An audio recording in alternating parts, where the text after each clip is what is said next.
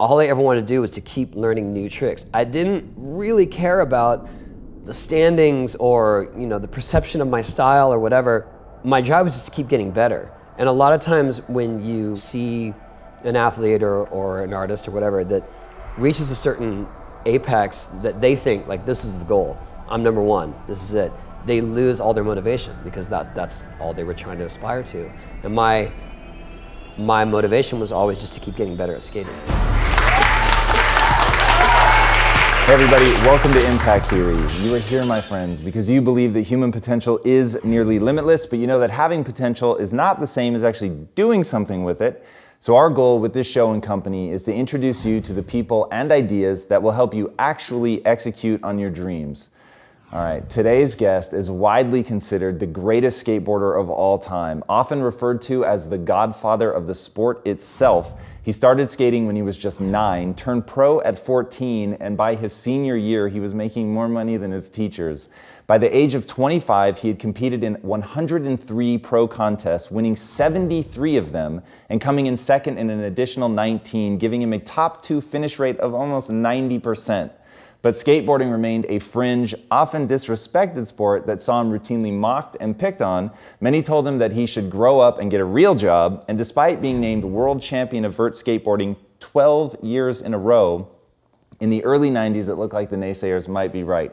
The popularity of skateboarding seemed to disappear overnight, and not long after that, he and his business partner had to seriously contemplate shutting down their fledgling skateboard company, Birdhouse Projects, multiple times. But instead, he sold his house, tightened his belt, lived off cheap sandwiches and a $5 a day Taco Bell allowance, and did anything he could to make ends meet, including skateboard demos in the Six Flags parking lot.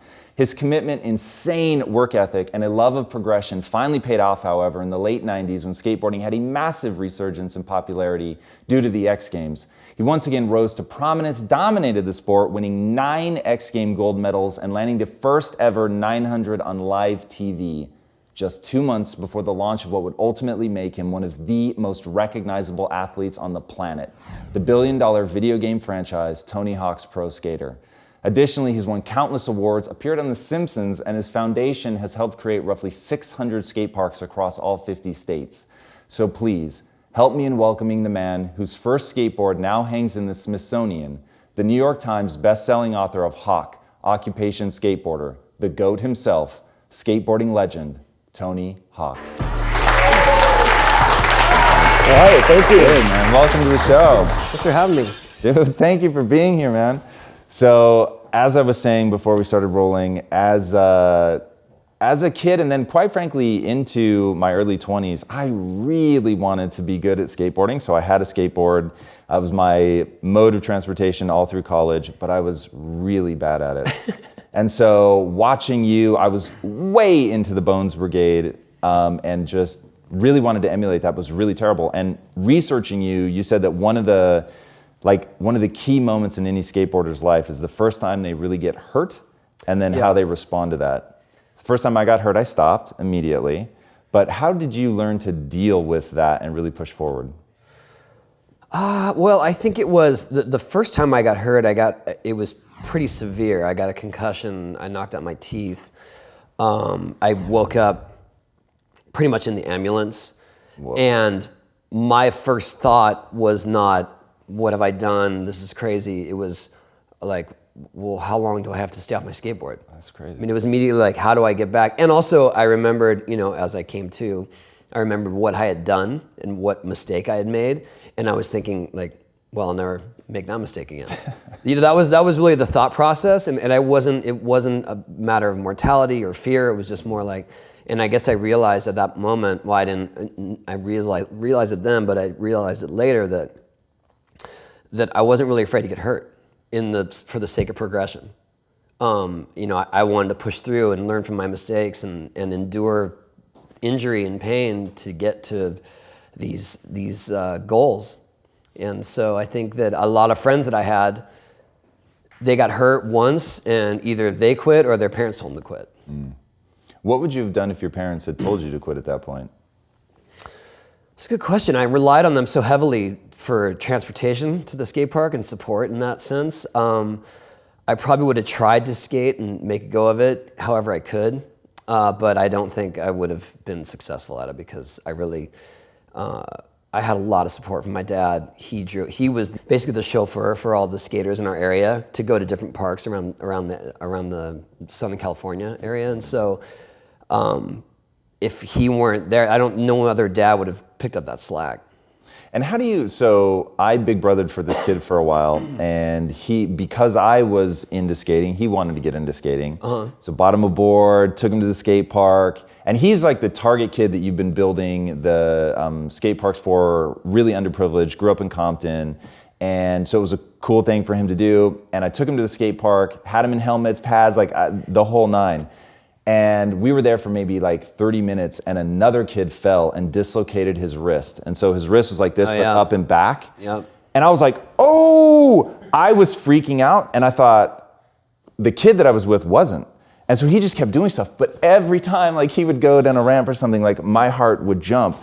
Now, as somebody who obviously has felt those impacts and you've broken your pelvis and concussions, what was it like for you watching Riley start skating for the first time? Did you struggle with the fear of him getting hurt in a way that you didn't with yourself? I did, but I also saw early on that he had a good sense of his limitations.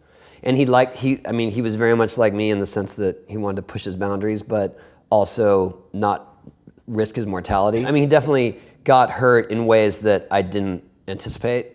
He broke both elbows before he was like 10 years old. Oof. With full like elbow cast. And that was hard to endure, but I wasn't gonna discourage him. And also, he kept coming back to it. Did you help him conceptualize dealing with pain and fear? Because I've seen him skate now as a pro skater, and as I feel with all pro street skaters especially, it just looks insanely painful.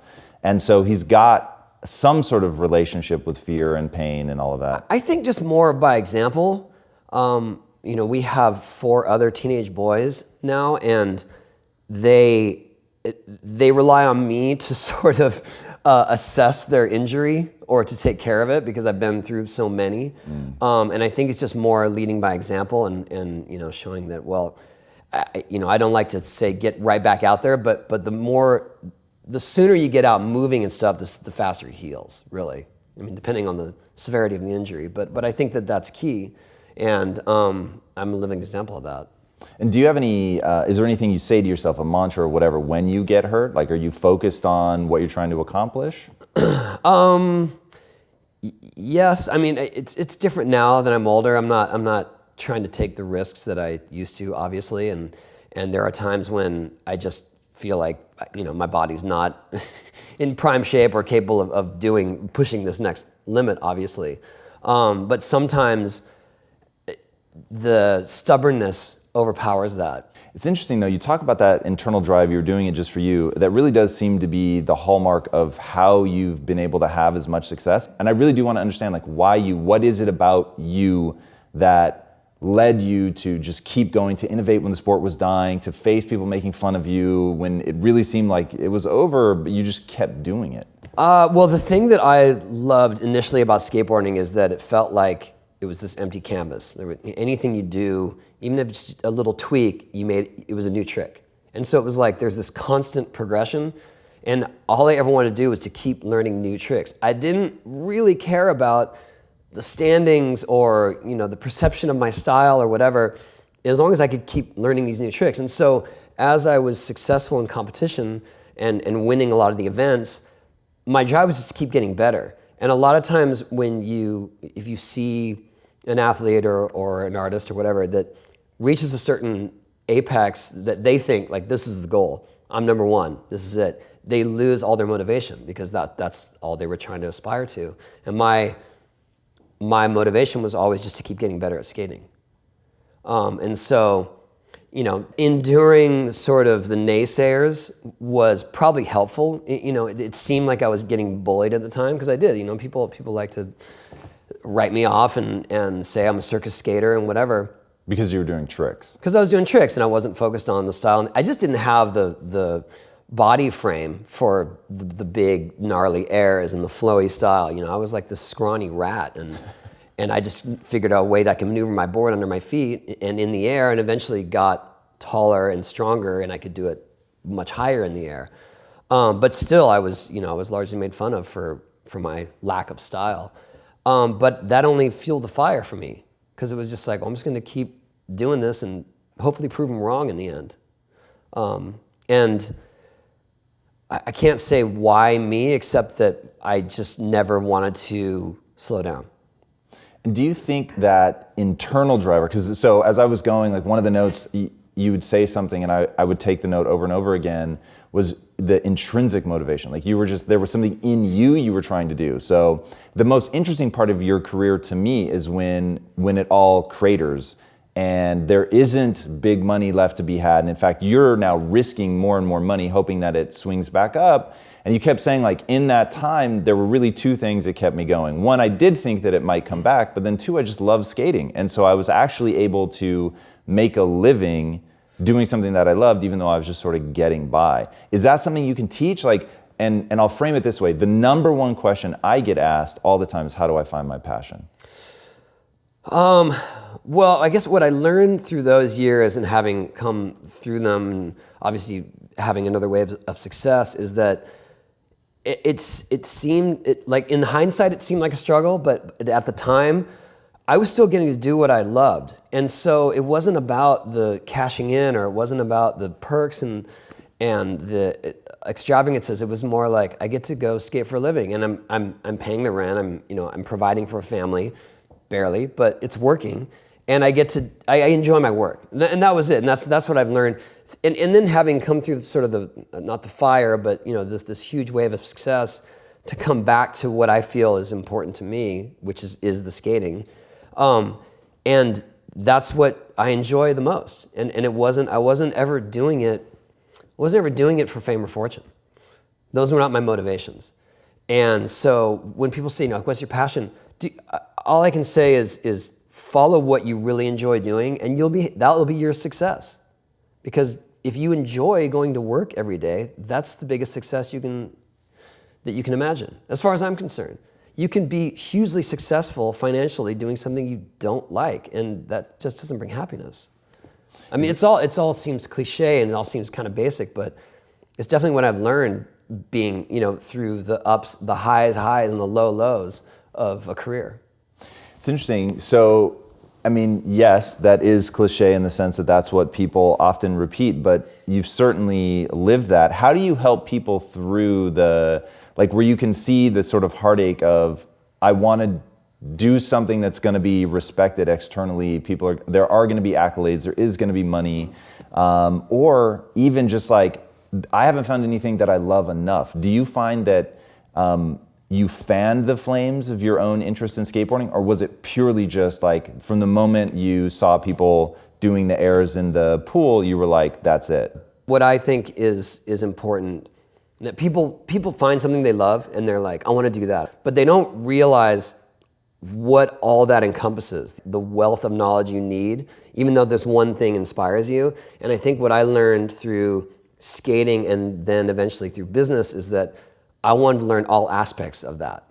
And that benefited me in the end, because as I did sort of struggle with skating's downturn, I had this other skill set that I had developed just through the interest of what everything else was in skateboarding. I never thought I would need to know, like, point of sale and net profits and marketing budgets and advertising, and I just embraced those things because I figured, well, this is what I'm doing, and I really should learn all those things. And they might seem trivial or they might seem boring, but that will give you the advantage in the end. That's what. How do you motivate yourself on those things where it's something that you don't have the same intrinsic love that you have when you're skating? How do you get yourself going on something like that? Just embrace the challenge.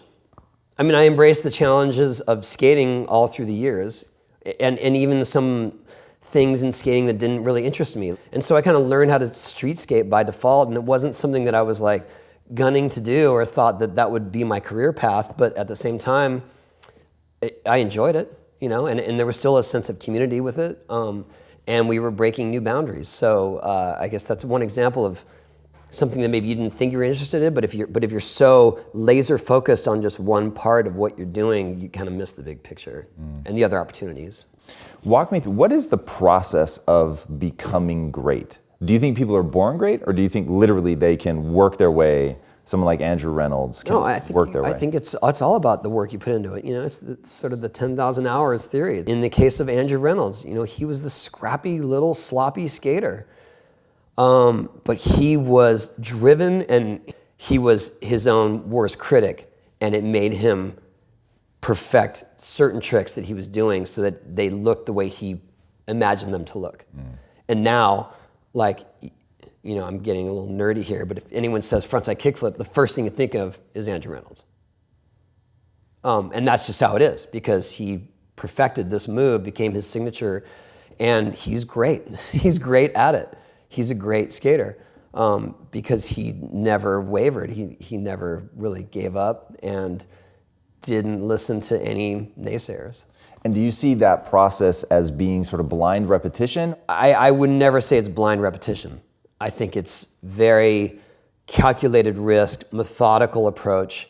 And I mean, some tricks are just so technical that you try it 100 times and one works, and there's no rhyme or reason as to why that one was different. But other tricks just take a little bit of a nuance to get it dialed in, so you get it every time.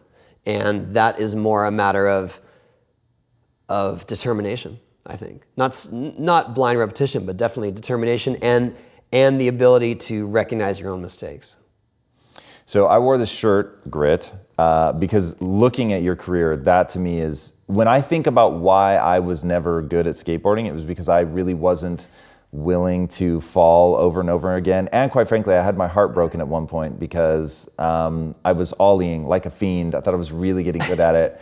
And somebody goes, "You know that your back wheels never leave the ground, right?" And I was like, "Get out of here. That's not possible." And they're like, No, for real. I actually thought they were kidding. So I said, "All right, film me." And I've got to see this. I don't believe it. And so they film me, and I do the ollie, and my back wheels never leave the ground.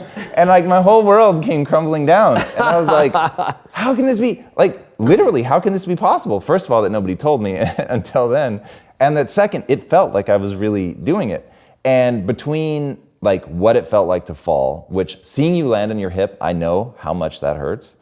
And I just needed to do it once to know, I don't want to do that anymore. Yeah.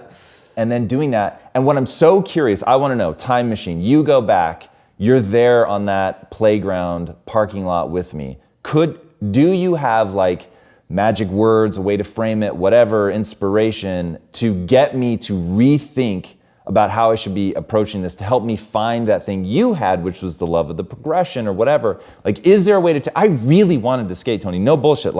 I really feel like somebody with the right words could have made me go, oh, I have to embrace the pain or whatever. Have you seen something work? Yeah, I think, I think I could have helped your technique for sure. And according to you, if you were doing proper ollie motion, probably just a little bit of a foot shift would have gotten you into the air a little bit.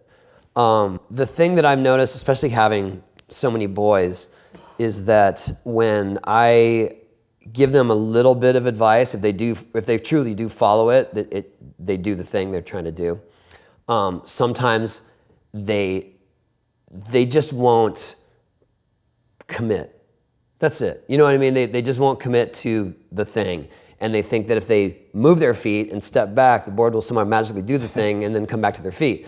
And that is the most frustrating part of just trying to teach someone, because they just are their own worst enemy. They won't commit to this thing fully. You know what I mean? I can scream all I want. You have it. This will work if you just commit to it. If you just believe it's going to happen and you decide you're going to land, it's going to work. But sometimes that's the stumbling block. And that could be a metaphor for all kinds of things. How else does that play out? Do you see things like that in business? Is it just commitment, or are there other roadblocks that people have in their own lives? I think it all comes down to risk and your willingness to take risks.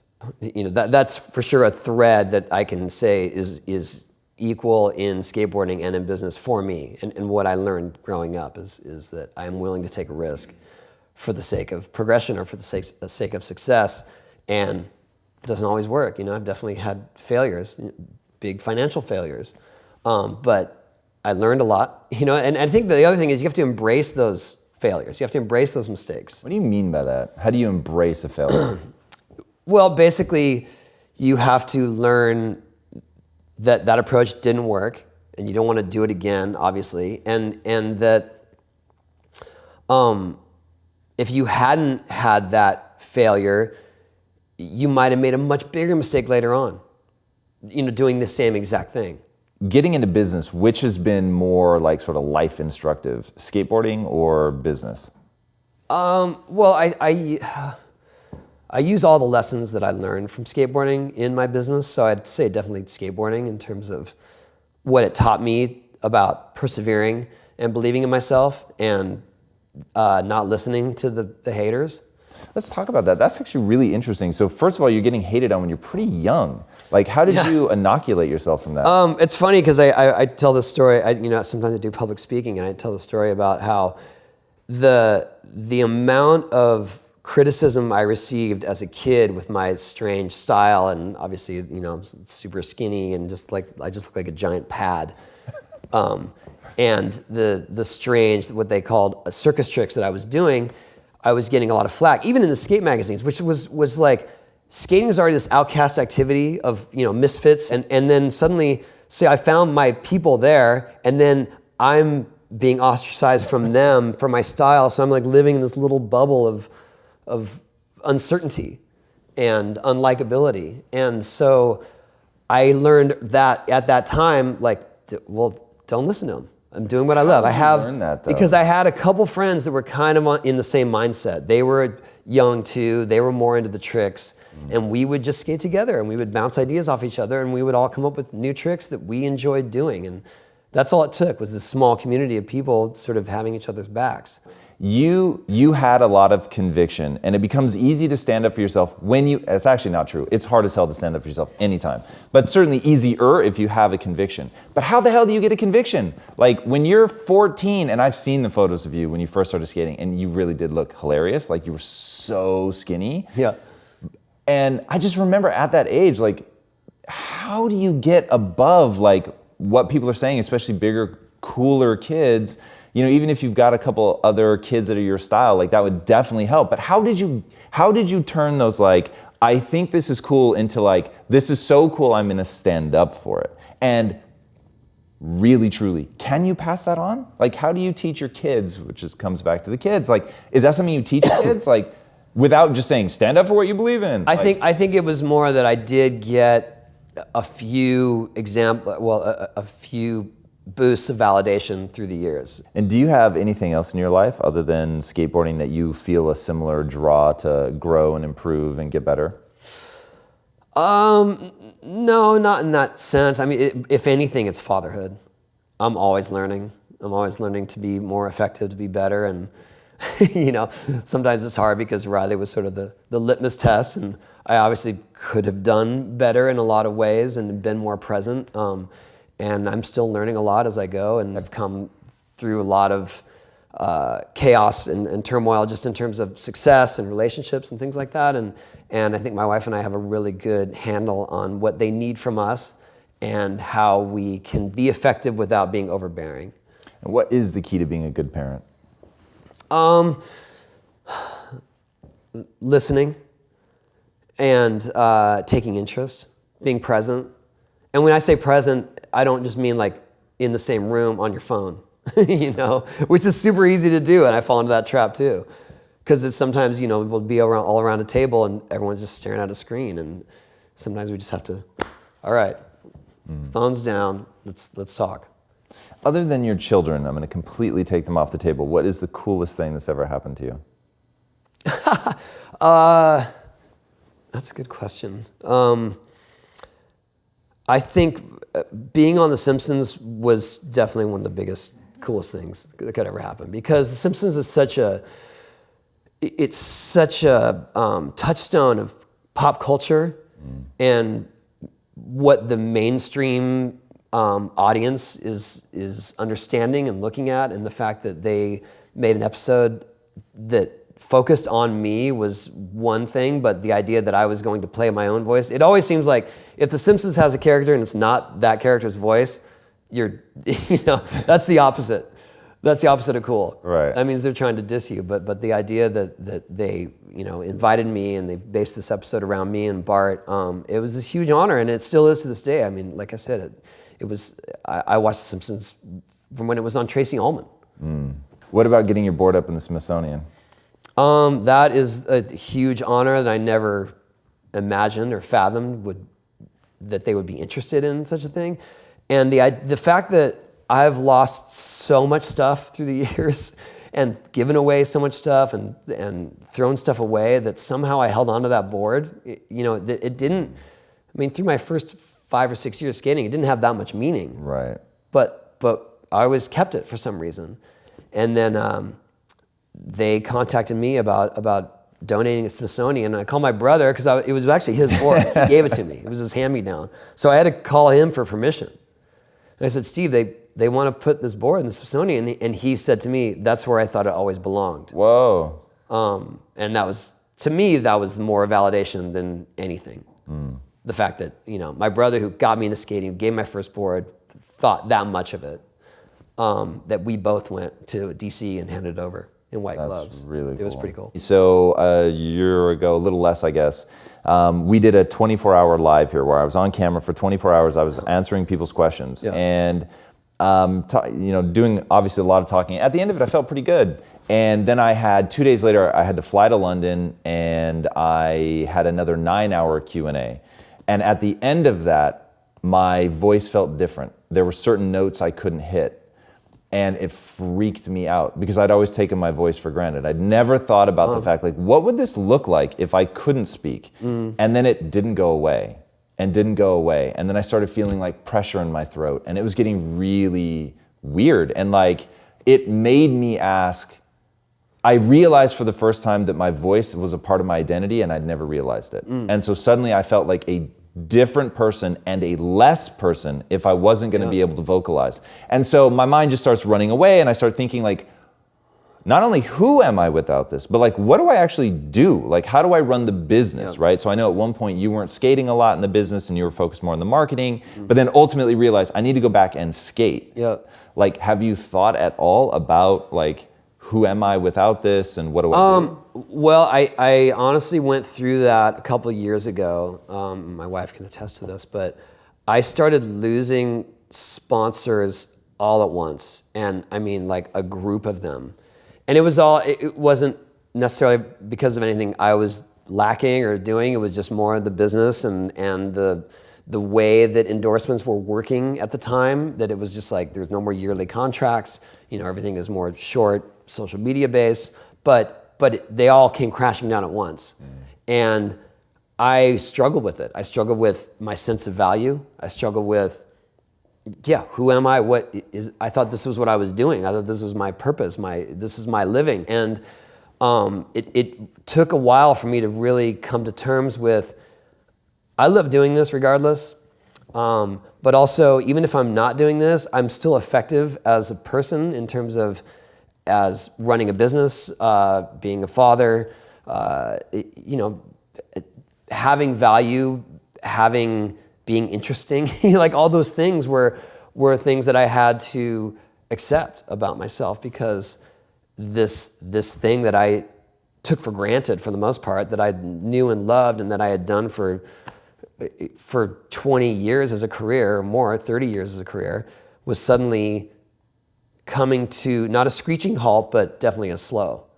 And it took a lot of self-reflection to get through that and realize that I still want to do it, even if I'm not getting paid as much as I was. So what is that next phase?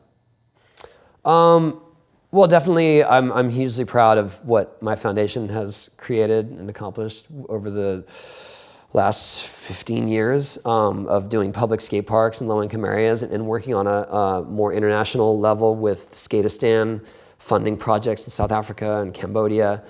And the Olympics are going to come around, so that's exciting to me. I feel like I could not just advocate, but be part of the international accessibility of it. There's going to be a skate team from Ethiopia. There's going to be a skate team from Cambodia. That stuff excites me because we never imagined that there would be any interest of skating or any sort of scene. And they're going to have Olympic teams. You know, they're going to have like top-notch athletes. And that's amazing to me. And that's what gets me really excited. That's not necessarily what's next for me, but that's what's next for skateboarding. And that's huge. All right, before I ask my last question, where can these guys find you online? Well, I'm on all the social medias, Tony Hawk, @TonyHawk. In fact, I had to wrestle my Instagram handle away from someone who was squatting on it. Really? Yeah. I was the first athlete on Instagram, but when I went to join, someone had already taken Tony Hawk and wasn't posting anything, and then they wanted money for it. Yep. Sounds about right. How'd you get it? Yeah. I think someone from Instagram, it was Kevin Systrom, saw that I was on it and I was gaining a following under a different name, and he said, "Hey, do you want your name?" I noticed that someone's squatting on it, and within like a minute, I had it. That's awesome. Yeah. That's awesome. All right, my last question. What's the impact that you want to have on the world? I hopefully someone that made skateboarding more accessible. You know, someone that brought it into the sort of I don't want to say mainstream, but a bigger audience. But selfishly, I just want to be known as someone that was a good skater. I think you've got that down pat. All right, thank you. Awesome, Tony. Thank you so much for being here today. Yeah. Guys, I can't imagine a world in which you didn't already know Tony Hawk coming into this, but I'm telling you that you don't know the real Tony Hawk. The guy, watch him fall over and over and over and get up and keep going, and watch some of the innovative stuff that he's done, which is absolutely insane, from doing the loops to him having fun skating in 0G was a lot of fun to watch. But the real innovations, things like the 900 being the first to do that, the win percentage of almost 90%, like that's never going to be paralleled again in human history. I mean, it's absolutely insane to me. And watching somebody that has that level of grit and perseverance, to me, is astonishing, especially because it's something that I've tried and I know how bad it hurts. And I think that there really is one thing, as he said, that separates people that go on, that do extraordinary things, from people that had the talent and the ability but don't go on to match that. And that is, how do you respond the first time that you get hurt? And if that moment breaks you and turns you away, then you're never going to be able to accomplish what you want. But if you can come to some sort of understanding, relationship of what you're trying to accomplish, that you're going to have to get past that fear, that you're going to have to learn to deal with that pain, and that if you can wake up from a brief coma in the back of the ambulance and not be thinking about, well, I'm never doing that again, but instead saying, I'm never going to make that mistake again, and I'm going to land the trick the next time, then you can do anything you set your mind to. And that, to me, is the most inspiring example that anyone can set. I think it goes without saying that he will be remembered as somebody who was a great skater, but beyond that, I think he'll be remembered as somebody who showed just how far you can go if you persevere. So my friends, stick with it, grind it the fuck out. All right, if you haven't already, be sure to subscribe, and until next time, my friends, be legendary. Take care. Tony, thank you again, man. What's up, Impactivists? If you've ever failed your New Year's resolutions, we've created a free guide just for you. The Resolution Reality Checklist. It teaches you how to write smarter resolutions that you will actually crush this year. You can download it today at info.impacttheory.com/resolutions.